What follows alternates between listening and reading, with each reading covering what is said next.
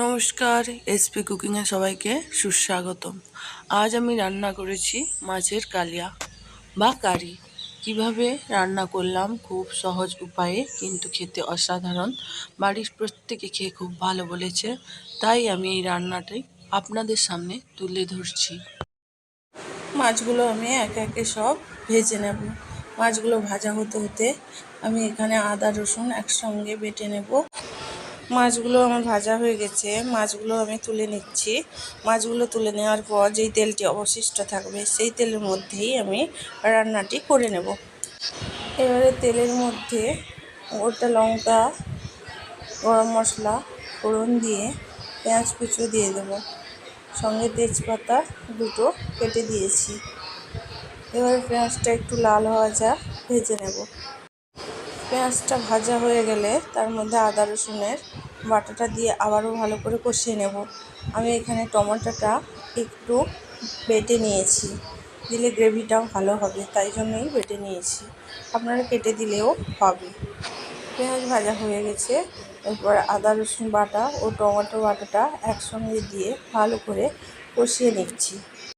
মশলাটা একটু ধৈর্য ধরে কষে নিলে তরকারির স্বাদটা দ্বিগুণ বেড়ে যায়।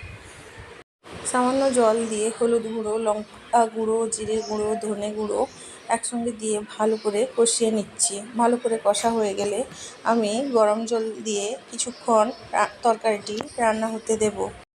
এখানে আমি 1 চামচ হলুদ গুঁড়ো, 2 চামচ লঙ্কার গুঁড়ো, 1 চামচ জিরের গুঁড়ো, 2 চামচ ধনের গুঁড়ো ব্যবহার করেছি। পরিমাণ মতো নুন দিয়ে ও সামান্য চিনি দিয়ে আবারও সামান্য জল দিয়ে ভালো করে কষিয়ে নেব। তরকারি যখন রান্না করবেন সবসময় গরম জল দেওয়ার চেষ্টা করবেন, তাহলে কম সময়ের মধ্যে তরকারিটা হয়ে যায়। আমি এখানে সামান্য চিনি দিয়ে আবারও মশলাটিকে কষিয়ে নিলাম।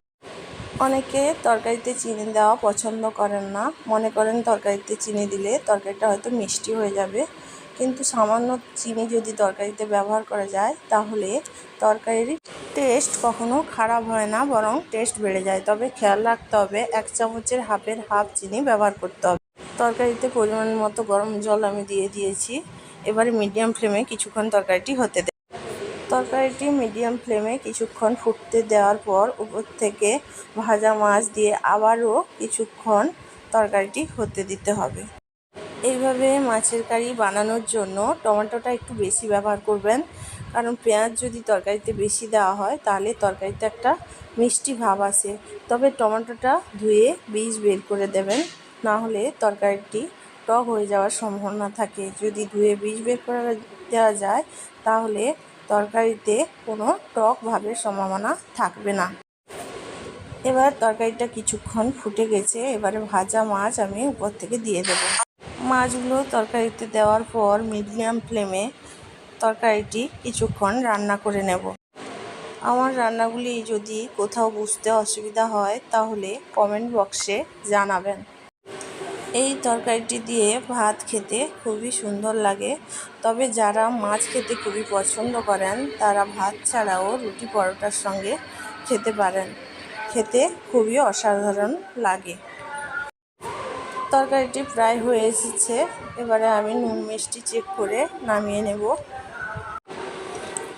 আমার রান্না যদি কোথাও একটু ভালো লেগে থাকে তাহলে সঙ্গে থাকবেন, আমার পেজটি ফলো করবেন। আজকে এই পর্যন্ত, আবার দেখা হবে কোনো না কোনো নতুন রান্না নিয়ে।